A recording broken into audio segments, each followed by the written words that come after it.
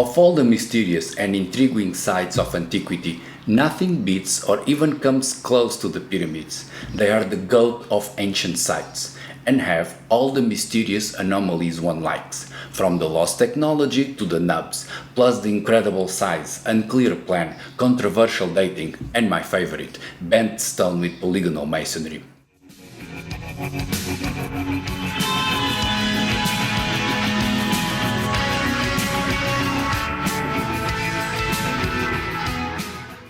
There is no shortage of YouTube videos about the pyramids, and even some fine channels dedicated to it. So I hesitated saying anything about the topic. Who am I to think I could have something relevant to say? But then it hit me. It's not about who am I, it's about him. Who does he think he is to claim ownership of the pyramid? Yes, Khufu or Cheops. Who do you think you are? I challenge your bluff.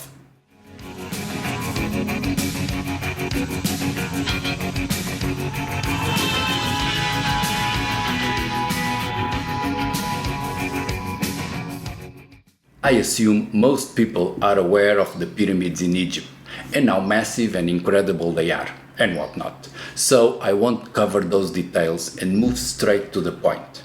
No, the Great Pyramid was not made for one King Khufu, as it is regularly repeated in mainstream archaeology, because Khufu was just one guy and the pyramids is way more impressive than it could ever be. And also because of the evidence.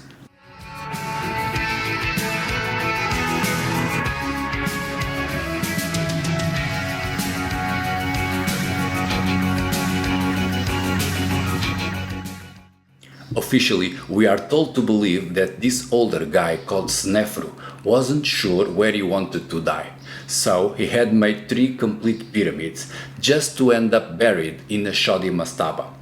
To add insult to injury, his son Khufu built the whole Great Pyramid in less than 20 years. Then the grandson and the next one did nearly the same with the other 2 pyramids, meaning 4 kings in less than a century managed to complete the 6 biggest pyramids ever.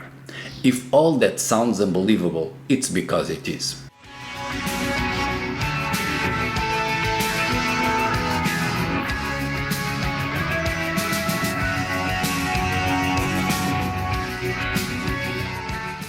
It gets worse.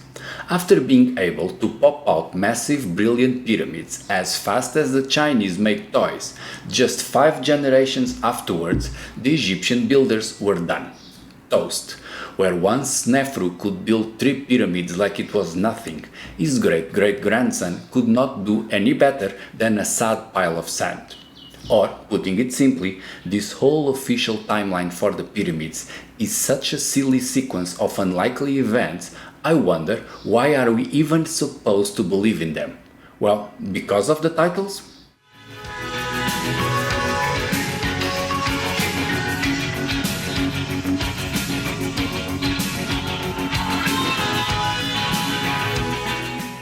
The Great Pyramid is attributed to Khufu and his teenage reign because some stones inside have written in them a bunch of different titles, and Khufu used them all.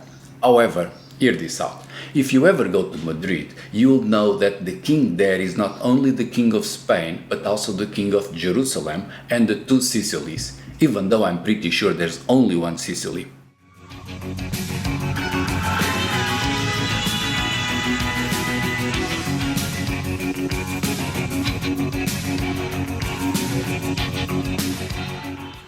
You see, titles are not only used by multiple people over a long period, they do not even need to make sense. Knowing all this, could a rock with King of the 2nd or 3rd Sicily written on it be more important as historical evidence than the 2 million piled megalith in a pyramid shape? It's not, right?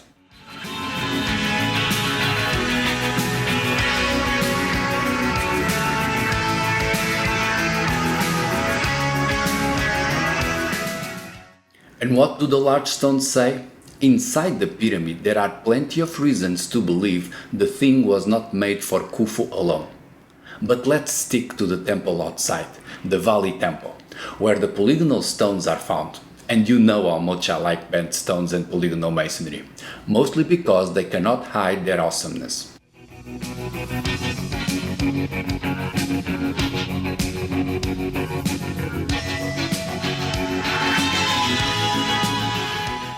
The Valley Temple near the pyramid has a bent granite casing on top of eroded limestone blocks, in a way that they carved the surface of the harder rock to fit with the damage in the softer one. This suggests that the temple was made in two different eras. First with large sandstone blocks, following that the blocks were exposed a bunch of time, then came the granite casing. So this tells me it's not one temple for one guy alone, it's at least two.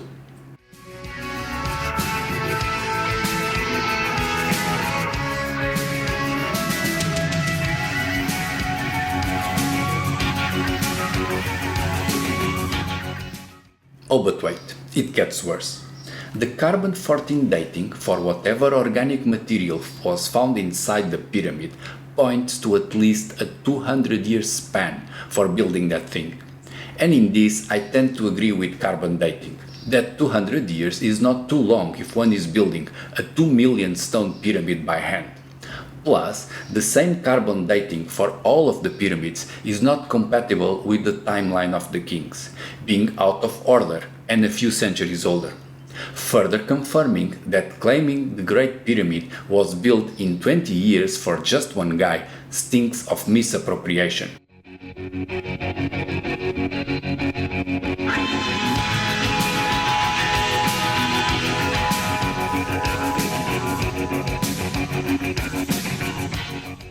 To understand where they are coming from with this misappropriation thing, Khufu or even his father Snefru are not the worst offenders when it comes to cook-holding tombs or tagging their name on stuff that was already there. Alexander named something like 30 cities. And there's this other guy, in Egypt also, that was so fixating with naming everything around him that he got caught red-handed doing it. Enter Ramses II.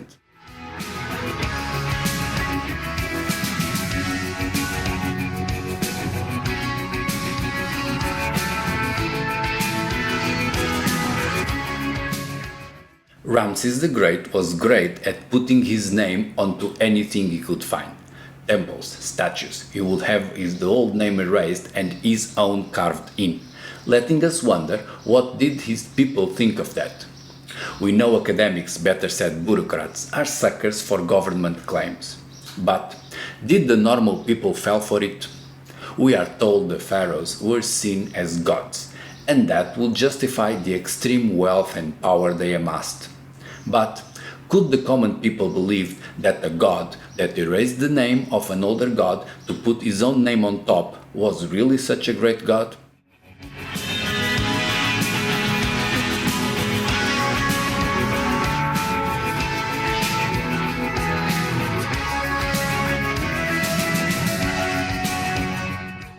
See, this colossal statue, now in the British Museum, was already in Thebes when Ramses had his name written onto it. People living nearby knew as much. They had seen the statue before, they had heard the stories. If a new pharaoh comes in and claims the statue with "Hey, this is me now," well, the people wouldn't buy it, would they? Obviously not, nor should academics. The locals were more than capable of seeing through the vanity of changing the name on a statue. And that it was very much unlike a living god to occupy another god's temple. So, what was really going on?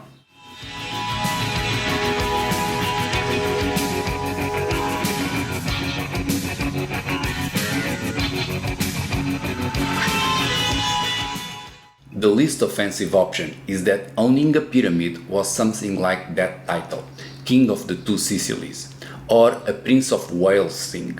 The pyramids, likewise those titles, were inheritable. They are not really for a person singular, but dedicated to the immaterial quality that would flow from one ruler to another.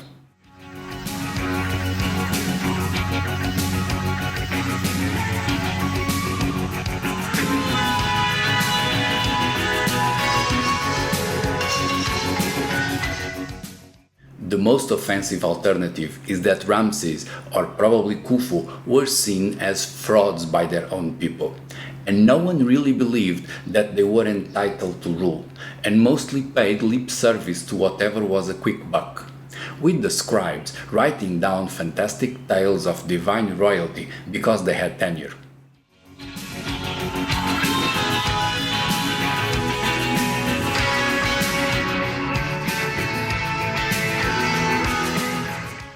Which one is it? Well, the evidence points out to the first and more benign case, being the evidence that the pyramid is there. It was built and it was a lot of work to make it, spanning several centuries, so the builders could not be fully convinced that Khufu, Three Sicilies or whoever were just posers.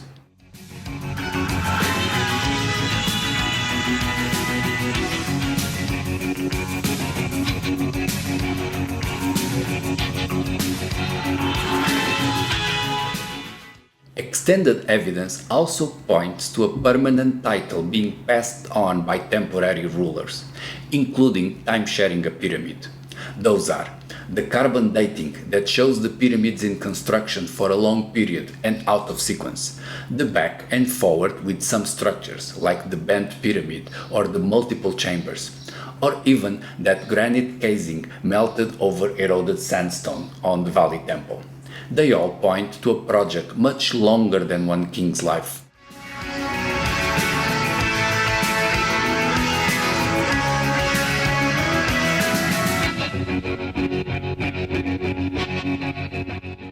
Obviously, only a gullible person or one with a student loan for an archaeology degree, which is kind of the same, would actually believe that Snefru built 3 pyramids and disliked them all, or that the normal order of events is to first build the Great Pyramid in under 20 years and later on to fail with nothing better than sand piles. It's so ridiculous, they have to be hiding something, right?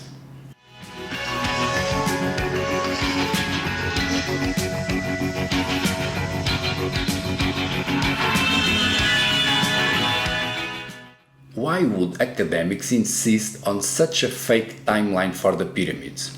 I don't know, obviously. I can only speculate with stuff like laziness, agreeing with their bosses, arrogance, a Marxist bias, wanting to be in on the funding scam, and other stuff. That all summed up to the great man in history theory. That's an idea pushed by useless politicians and nasty bureaucrats that societies are in debt to a handful of VIPs, and that the others, the working people, should be paying taxes to keep those intellectuals fat and happy.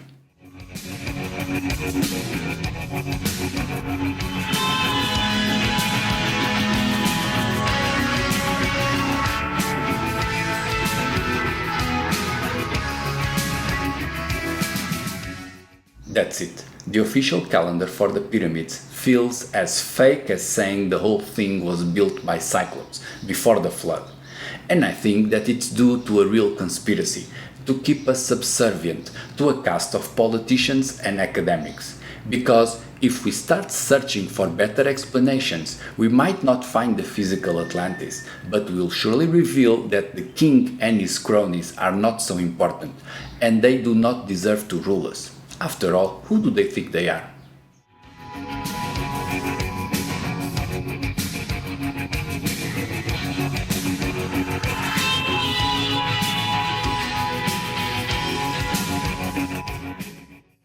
And me? I'm a nobody, doing videos no one cares about, except you. Thanks, I'll see you soon.